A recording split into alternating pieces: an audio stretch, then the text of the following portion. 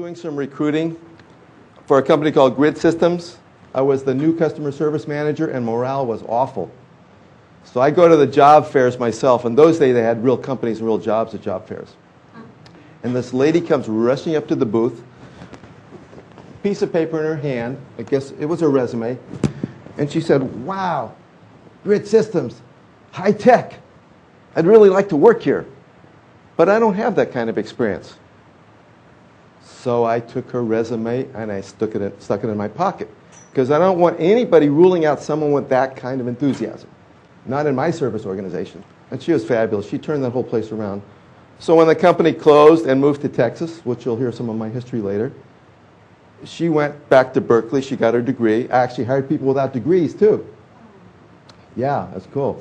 I don't want anything ruling us out if we're good and can do something. Nothing. I want to remove all the barriers. So she got her degree. She started a company in Oakland called Proactive Business Solutions. She's now got 150 people, 100 full-time. Inc. magazine named her, they came out with the top 100 indie city companies in the United States. She's number 40 on the way up. So she had that star in her. And I noticed when I looked around the room and said, "There's some special people here," a few of you looked around to see who those special people are. And that's what we need to recognize about each other, is our specialness and what we can do. The title of the book is Care, You Have the Power. Never did I think I'd have a book with my picture on it. You got to be kidding. They picked my picture because they said it looked like someone who cared.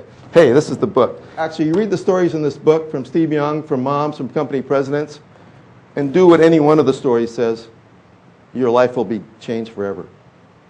I'm absolutely confident about that. It's not about the book. It's not about the me. It's about the message of being connected with each other. So who's changing careers and you're going to something where you don't have experience and you kind of know what it is? So I've started taking cooking classes, like I'm teaching cooking now, just to kind of do what I feel like doing. You're teaching cooking and you've written 2 cookbooks. Yes, 3 cookbooks. 3 cookbooks. Yes. Pretty good start, huh? If not a great start. Someone who has what she loves and she's actually taken action on it. Hi, Mariah. Hello.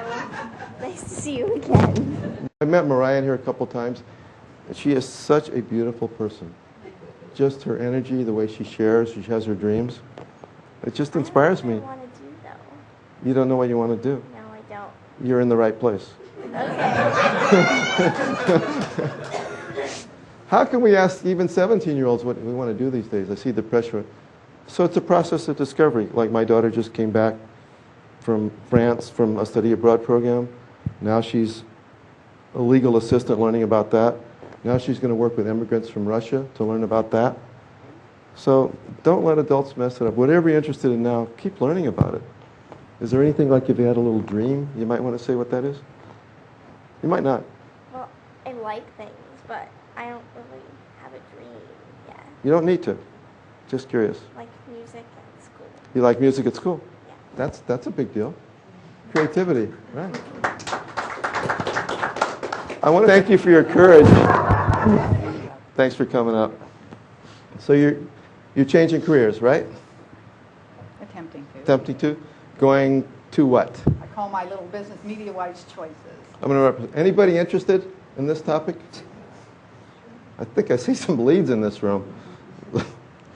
Anybody want to pay to hear this topic? That's the question. That's the thing. Yeah.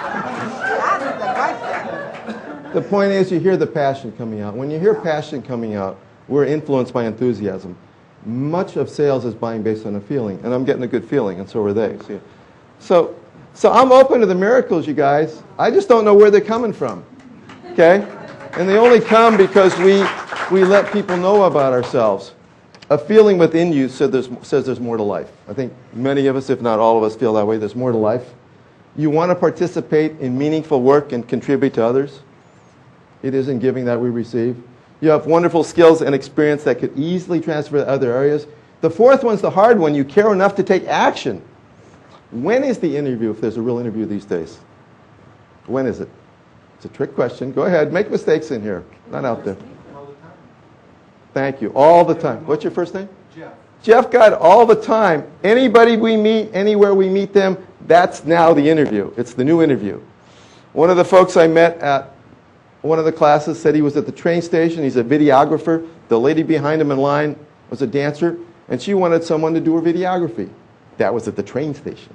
I hear it all the time. I looked up the word spirit in the dictionary, and Webster said spirit is the animating life force believed to be within living beings. So life force, it's in us. We want to grow.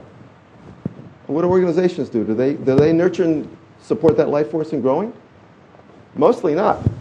If we look at a plant or a flower over here, do we tell it, don't grow that way, grow my way? No. And so it's our natural growth that we want to support. It's getting back to our dreams.